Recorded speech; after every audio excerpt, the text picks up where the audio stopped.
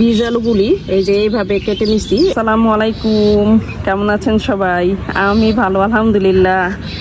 এখানে দেখতেছেন যে আমি এটা মাটিটা মানে রেডি করতে নিয়েছিলাম, মানে একটার পর একটা দিয়ে গেছি। এটা হয়েছে গতকাল রাতে আমি এই কাজটা করতে নিয়েছিলাম, কারণ আমার দিনে সময় পাই না, দুপুরের পরে সময় একদম কম থাকে, তো রাতেই পুরা রেডি করে ফেলছিলাম। তো পরে আর সবকিছু মিলানোর পরও আমি রেডি করি নাই, চিন্তা করলাম যে এই ভিডিওটা আপনাদের সাথে শেয়ার করি, তাহলে আপনারা হয়তো উপকৃত হবেন। এই জন্য আমি গতকাল রাতে না করে আজকে বিকালে আসলাম। না হলে মানে গতকাল এই যে এইভাবে আমি বস্তা রেডি করে রাখছি, এই বস্তা কিভাবে রেডি করছি তাও আপনাদের সাথে আমি শেয়ার করব। আর এইখানে আমি এই মাটিগুলি রেডি করছি আলু লাগাবো বলে। আলু এই যে এইভাবে কেটে নিয়ে আসছি।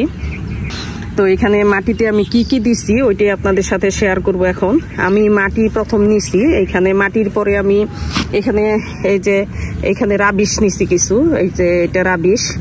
তারপরে নিছি বালি, এই যে এটা বালি, বালির পরে গোবর, গোবরের পরে কোকোপিট সাদাটা যেটা, এটা অল্প চুন, এটা ক্যালসিয়ামের কাজ দিবে। আর এখানে কোকোপিট মাটি মানে কোকোপিট দেওয়া আছে উপরে। কোকোপিটটা দেওয়া এই কারণে যেন মানে কোনোভাবেই মাটিটা শক্ত করা যাবে না, বালিও দেওয়া এই জন্য, শক্ত মাটিতে আলু হয় না। তো এখানে আর পানিও যেন আটকে না থাকে এরকম মাটিতে দিতে হয়, এই জন্য কোকোপিটটাও দেওয়া হয়েছে। এই জন্য আমি সবগুলি মানে একসাথে রেডি করে রাখছি। আর এখানে আরেকটা জিনিস দিব আমি, এখানে আমি অল্প হাড়ের গুঁড়া এখানে এই যে দিয়ে দিলাম। এই হাড়ের গুঁড়াটা মানে এখন না, ঠিক 2 মাস পরে এই হাড়ের গুঁড়াটা মানে কাজ করা শুরু করবে। এটা অনেকটাই মাটির শক্তি যোগাবে। তো এখন আমি এগুলি সব একসাথে করে এটাতে নিম খোল দেওয়া হয়েছে। আমি এই মাটিতে কিছু অল্প টিএসপি, অল্প ঢেপ, অল্প মানে পটাশ এগুলি মিলাই নিছি। আর হাড়ের গুঁড়া তো দেখলেনি, আপনাদের সামনেই মিলাইলাম। আর এখানে বালি, তারপরে রাবিশ, এগুলি সব মিলানো যেন মাটিটা মানে পুরা শক্ত হয়ে না থাকে। তো এখন আমি এই মাটিটা সম্পূর্ণ এটা আগে মিলাই নিব।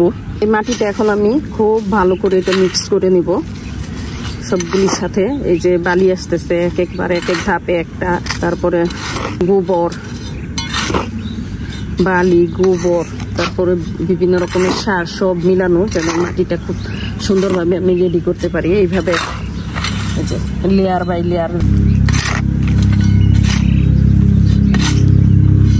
আমি এখানে কিছু পরিমাণ ছাই দিয়ে দিব, আসলে ছাইটা মনে ছিল না এই জন্য দিতে পারি নাই।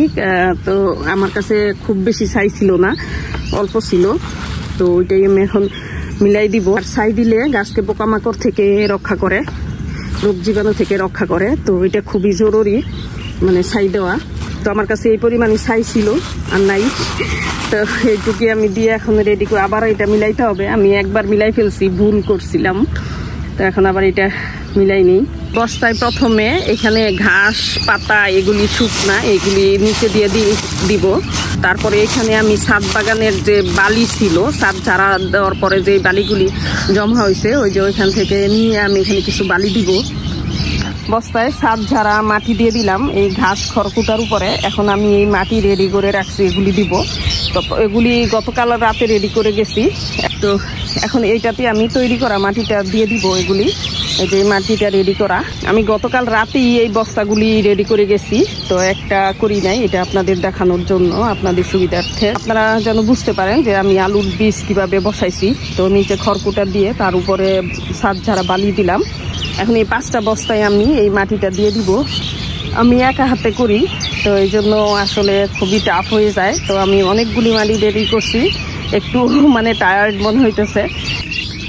এখানে আমি আলুগুলি কেটে নিয়ে আসছি, বীজ আলুগুলি এই যে এইভাবে কেটে নিছি, এইভাবে বসাবো। আলুগুলিতে এখন আমি কিছু ছাই মিলাই দিব, ছাই মিলাই দিলে ফাঙ্গাস হওয়ার সম্ভাবনা কম থাকে।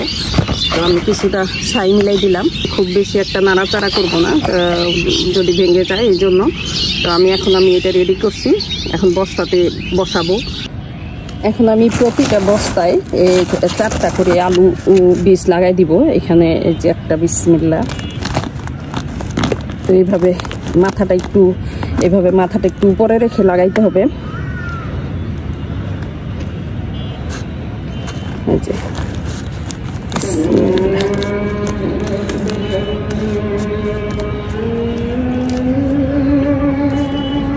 আমি একদম মানে রেডি করতে করতে সন্ধ্যারা মাগরিবের আজান দিয়ে ফেলছে, দেরি হয়ে গেছে।